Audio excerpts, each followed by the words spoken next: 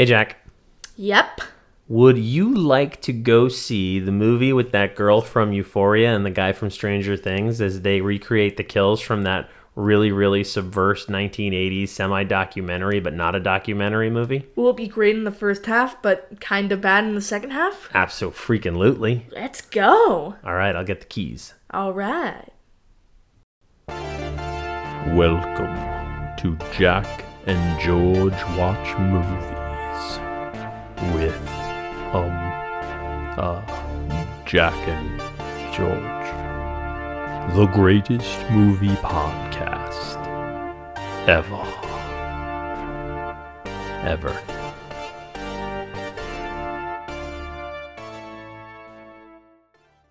Now it is time for you to witness the many faces. Of death. That's right. We're reviewing faces. Now it is time for you to witness the many faces of death. We are reviewing. Now it is time for you to witness. Sorry. All right. Okay. We are reviewing Faces. Oh, what is Faces? You mean like The Man Without a Face with Mel Gibson? No, I thought no. Oh, Eyes did you mean Without a Face. you mean Beaches with Bette Midler? No, we're talking about Faces of Death. Oh, Faces of Death from like the early 80s. No. We're talking about the new 2026 Faces of Death movie. Oh, you mean Faces? Yes. Mm-hmm. Yes. Nobody calls. Nobody calls Faces of Death Faces. Nobody They call calls- that so much in this movie. They do, and they say it kind of casually. Like Yeah. they say it like there's people who are like the only character trait that they have is that they are into horror movies. And they call Faces of Death like casually, like Faces. You know, it's like, Yeah. oh, well, yeah, when you're talking about a movie like Faces. Faces is so good. It's like so disturbing. Okay, so wiping aside what could be considered a minor criticism, Yeah. right? Let's talk about the many faces of death. Yes. So, Faces of Death is about this girl named Margot who works at a video moderation company who decides what videos are allowed to go on Kino. Kind of like TikTok, right? Yeah. Sort of like a generic, like a placeholder for TikTok. And she encounters these videos of someone recreating the kills on Faces of Death. And she slowly starts to get sucked into the rabbit hole and finds out they're using real people. And some crazy stuff happens. I have a question for you right off the bat. Yes. Did you know what Faces of Death was before you were aware of this movie? No. I did not know what Faces of Death was. Do you know what Faces of Death is now? Yes. Okay. So what do you, with what we've talked about and what you know of Faces of Death, the original, not this movie that we're going to talk Yep. about, what do you think of the existence of something like Faces of Death? It's kind of like one of those, like you described it to me, it's one of those movies that are kind of like, oh, dude, you gotta watch Faces of Death. It wasn't really for the enjoyment. It was kind of just to say you watched it. I think that's a great way to put it. And for anybody listening who does not know what Faces of Death is, I am 45 years old and I grew up watching and loving horror movies. And every now and then there was a movie that was sort of like a rite of passage, sort of like a trial by fire. And Faces of Death was one of them. And what Faces of Death purported to be, what it kind of posed as, was a sort of documentary style film that showed real deaths. Yes, it showed many different deaths used in like all sorts of times, like firing squad. Firing squad, a execution by electrocution. There was like autopsy footage, and really, and all of it was kind of framed by this supposedly world renowned doctor who was delivering kind of like a I have traveled the world and I have seen death in many shapes and forms, and now Yeah. I'm here to give it to. And Yeah. this was sort of like a, you could go rent it at certain video stores and stuff, but really it was sort of like you knew somebody who had a copy of Faces of Death, and they would like show up at your house with it in like a brown paper bag or something, and you'd watch Faces of Death. Now, here's the thing: it was fake. It was Yes. all the footage of deaths were they were not real. They were staged and passed off as real. And so that's where this movie starts, with kind of a clever idea, because now when we're in sort of the era of viral video, Faces of Death was one of the first Viral videos. before viral videos were even known to be a thing. Yeah. It was something that like spread via word of mouth, and everybody had sort of like you were cool, you were on the in. Yeah, you were like sick. You watched like the most disturbing movie ever made. You watched Faces of Death during a sleepover at like your buddy Nick's house or something. Then like 30 years later, Human Centipede 2 came out, and everyone kind of forgot about Faces of Death. Yeah, that was right. The Human Centipede 2 set the new bar. Yeah. So the premise of this movie is what? The premise of the movie is, like I explained before, a girl named Margot works at a video moderation studio for this site called Kino, which is kind of like this movie's version of TikTok. And she encounters these videos that show executions that are mirrored to the original Faces of Death. Yes, and what she starts to discover is that there is sort of this copycat killer who's kind of actually taking real people instead of, what Faces of Death was, which it's fake. Right. He's very much recreating the kills from Faces of Death with real people, and it's revealed pretty early on who the killer is too. Like, there's no like, oh my gosh, it's that guy. It's the guy who plays Billy in Stranger Things. Only with black hair this time. Yeah. And actually, no, does he have black hair? I don't think so. Yeah, he's got black hair in this movie. I thought he had blonde hair. No, he's got black hair. It's kind of like immediately sort of like, oh wait, and then from that point on, the movie kind of starts to decline a little bit. Kind of declines a bit. It kind of starts out really, really wonderful.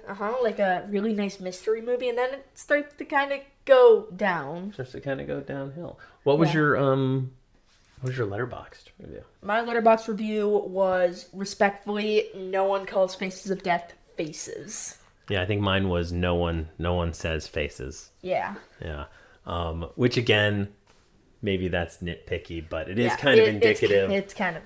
It's totally nitpicky, but it's kind of indicative of just sort of how I felt about this horror movie. I mean, yeah. And maybe it's taking it too seriously, but I felt like they missed kind of. Oh, right. Well, I'll just ask you a question here. Do you feel like this movie missed the point a little bit? Yeah, I think it missed the point a little bit. And in what way do you feel like it missed the point? I can't exactly name it. Maybe like the whole. If, let's say it's a homage to the original Faces of Death, sure, it's got like the kills, but it's not got a ton to do with the actual Faces of Death. That's a good point. That's a really good point.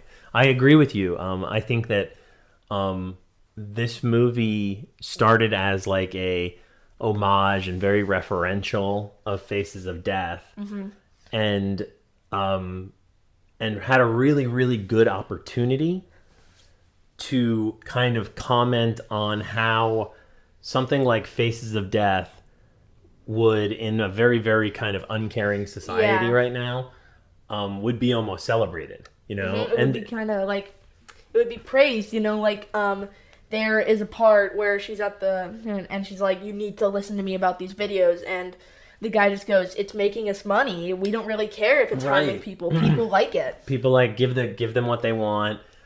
She's at the hospital. She's at the police station, and she can see that there's police officers and nurses and stuff who are like engaging with these videos, and they're really into it. Yeah. And I thought that was really cool. It was a great idea to kind of go, look at how far we've fallen from point in time in which like people celebrated what was a fake video to now them celebrating what is very real, you know? But the thing is, it doesn't entirely go over that. And yeah, It just drops. It like just almost drops it. Yeah, it just like sort of drops that it's as a like, point. oh no, no, it's just a slasher movie now. Right, and it becomes well, all right, I'll just keep with the questions because then we're going to get into like Yeah. all right, so what in regards to the original Faces of Death. There is definitely a line between like horror and exploitation. Yes. Right? And where do you think, give me some examples of what you think movies that have gone too far into exploitation. Well, what do you mean by exploitation? I mean, like, it's violence just for the sake of violence. Violence just for the sake of violence? This might be the answer to the next question you're going to answer me. The Terrifier movies. That's a really, really good example. Yeah. I have you seen any of the Terrifier? Nope. Do you want to? Probably not. I mean, Terrifier 4 is coming out this year, but I don't know if I'll go see it. I saw the first one, and then I watched the second one, and I watched the second one about the time the third one was coming out. And after the second one, I kind of went, okay, I think I'm good.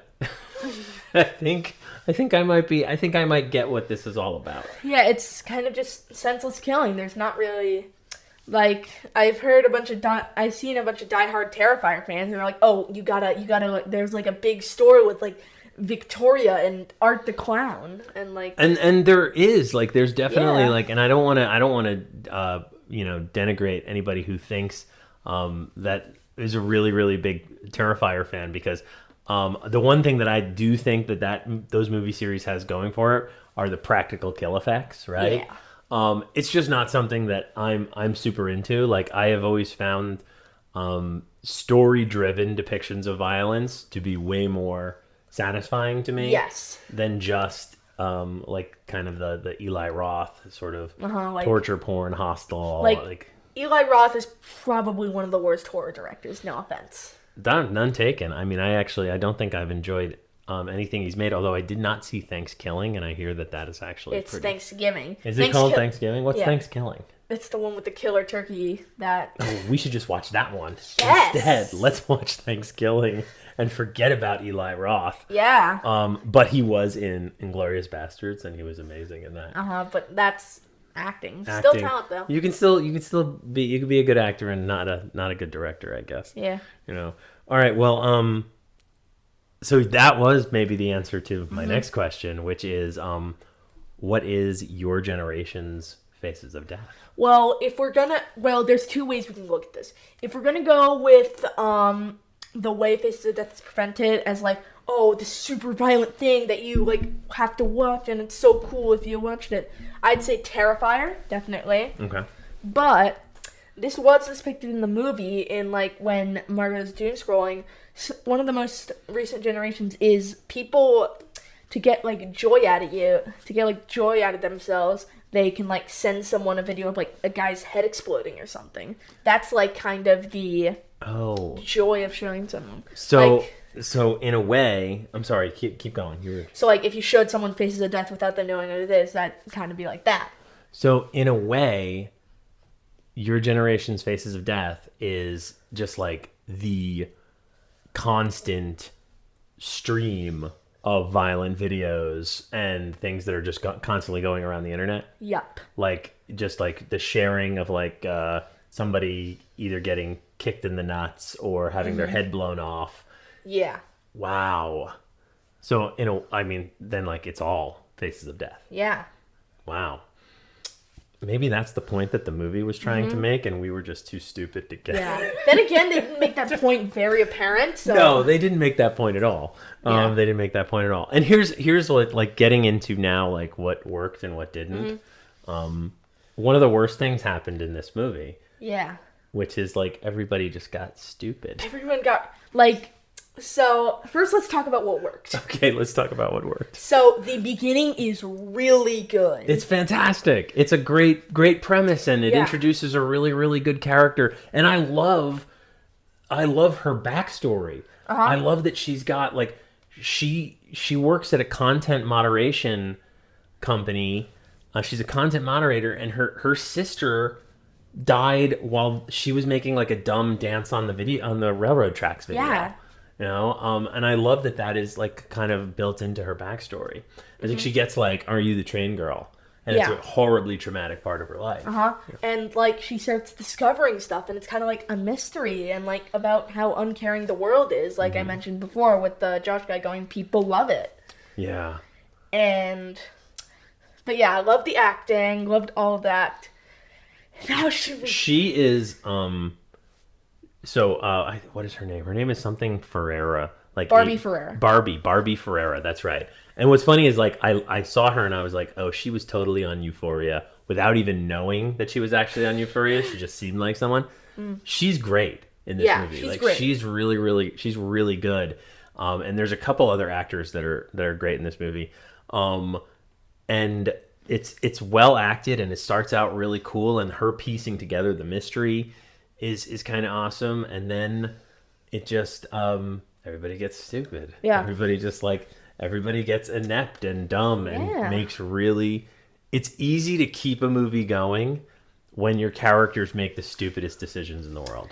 So let's get into what didn't work. Go for it. So, and the bottom half, she gets kidnapped, and everyone just completely accept the villain, and kind of Margot gets really stupid. So the scenario is she gets kidnapped and is held in the basement of this serial killer's house with a bunch of other people. Yeah.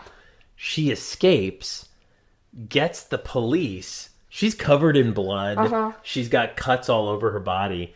She goes and gets the police, brings them back to her house, but the killer had managed to call the police as she was on her way back there and tell them, "Hey, just in case someone's probably going to come and say that like I kidnapped her. Yeah. Here's the thing. She is crazy." Yeah, she trespassed on my property. and the police come and he opens the door, and now he's got like a Cosby sweater on. Yeah, and he's like, got glasses. And he's like, oh, hey, sir. "Oh, hello there, police officers." And they're like, "Well, clearly this guy is stealing the train." Yeah, we shouldn't go inside his house and just check. We definitely shouldn't. We definitely shouldn't help this clearly traumatized and bloodied woman. Yeah. Because she's a crazy person. And then before that happens, like she's escaping with someone else, and she's like, "We have to get evidence." There's this like big, we have to get evidence push Yeah. throughout the whole movie. Like even the end where she successfully records his confession felt like, wait, why is this you could just bring anyone to his basement and show them the fact that he's got like body parts everywhere. Yeah.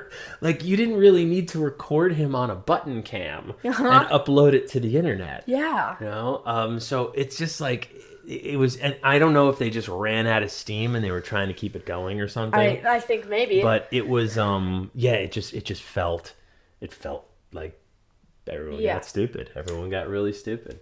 So there is actually a vision in the second trailer of this movie that looked really cool. So first off, with how I thought the trailer, there's like a scene where like you don't know it's the police, but they're like dragging her, and I thought the whole Faces of Death video was going to be a multi-person operation, and it's like run by a bigger group. Interesting.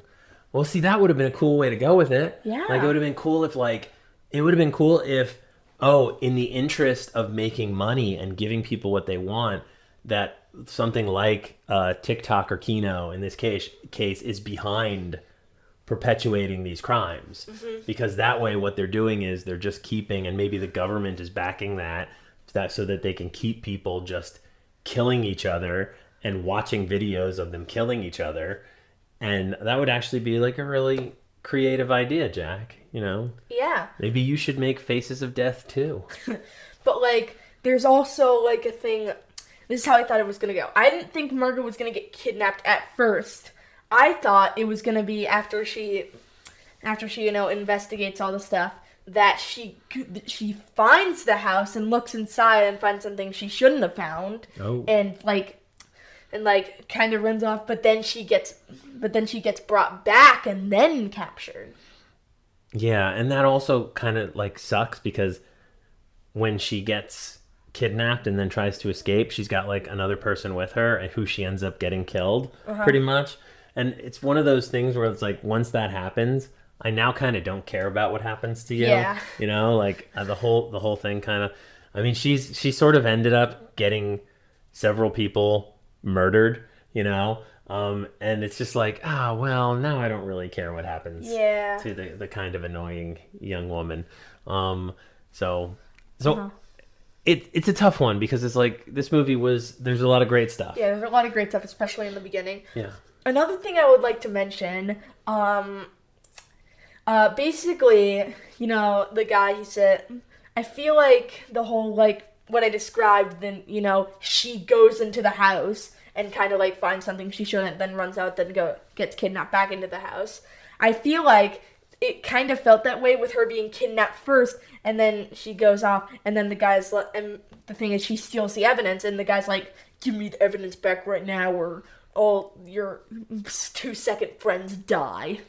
Yeah, that ends up happening. Like, she steals his hard drive. Mm-hmm. It gets destroyed. I guess he doesn't know it gets destroyed. Yeah. But then he sends her a text on his phone. Remember, she steals his phone. Mm-hmm. And he sends her a text when she's in the hospital. They think she's a drug addict because she's got fentanyl in her system because he drugs his victims with fentanyl. Mm-hmm. And then she gets a text that says, give me back my hard drive or they die. At which point, she probably could have gone over to the police and went, hey, that guy just texted me saying if I don't bring the hard drive, those people are going to die. You can do what police do and like trace this number, instead of just going back to the house. And what does she do? She takes Narcan. So Narcan is a like naloxone, which is like an opioid reversal drug. And she takes it preemptively, like she's just snorting Narcan on the way over there, and so that when he stabs her with fentanyl, it doesn't affect her. I don't know that Narcan works that way or not. I thought that you had to do it after, but I'm not a doctor. Yeah. So even though I wish I was. I'm a doctor of Faces of Death. That's what I am. Yes. Do you have any interest in watching the original Faces of Death? Not really. It's got like a 2.3 on Letterboxd. I'll tell you right now, it's not very good. Oh man. There's certain movies that like have a reputation that I'll tell you don't need to see Cannibal Holocaust. Yeah, I don't think I want to see Cannibal Holocaust. Yeah, it's not a very good movie, and they show a monkey dying in it, stuff like that. Yeah. Yeah. So, all right. So, all right. Well, want to wrap it up? Yeah. Like overall, what did you think of Faces of Death? Faces of Death, even though, the last half is not great, it's got some definite flaws. I loved the beginning, so I'll be giving it a 7 out of 10. I'm gonna go like 6.5 out of 10. I might even go as low as 6. I'm gonna see. I'll stick with a 6.5 because there was a lot of stuff that I enjoyed. The acting was really good, and I am a sucker for nostalgia. So even having the footage of Faces of Death in the movie, it does something. Like even the trailer with the guy going, "The many faces of death," like that hooks me. This guy who directed this, he did Cam. Was another movie he did. I haven't seen it. And if any of you heard of How to Blow Up a Pipeline. What is that? I saw. I don't know. I don't know what it is. Okay. So we're gonna maybe go figure out how to blow up a pipeline. Yeah. And so, what do you think? Should people track down Faces of Death? Should they watch it? If you're looking for a good time, then I'd suggest so. I mean, what other movies are coming out April 10th? I don't know what other movies are coming Yumi and out. Tuscany. Yumi and Tuscany. I watched Jack, that. did you go see Yumi and Tuscany? Yeah. So in the pursuit of watching all types of movies, Jack took it upon himself while I was at work to go and see Yumi and Tuscany. Yep. All right, so I'm just going to ask you flat out, man. You're a big horror fan. Yes. What movie did you like more? Did you like Faces of Death or Yumi and Tuscany? Be honest. Probably Faces of Death. All right, okay, all right. Which movie was funnier? Yumi and Tuscany. Which movie warmed your heart and made you believe in love more? Yumi and Tuscany. Yumi and Tuscany is like, it feels like you're cuddling up in a blanket and eating a bowl of pasta. That sounds amazing. Yeah. It's Faces of Death didn't feel like that. yeah, it's just the story isn't great. Faces of Death felt like I was eating warm cookies for like 20 minutes and then they got really hard and started to kind of crumble. And I was like, oh man, I guess I got to finish these cookies. Yeah, and the rest are oatmeal raisin. And the rest, wait, hey, I love oatmeal raisin They're fine. cookies. Yeah, they are fine. All right. Well, okay, there you go. There's a bonus Yeah. right there. You got a review of Yumi and Tuscany. Yeah. And Faces of Death. Bonus review. Join us next time when we talk about Faces of Death Part 2 and 50 First Dates. Oh. Well, Take care, everybody. take care. Bye.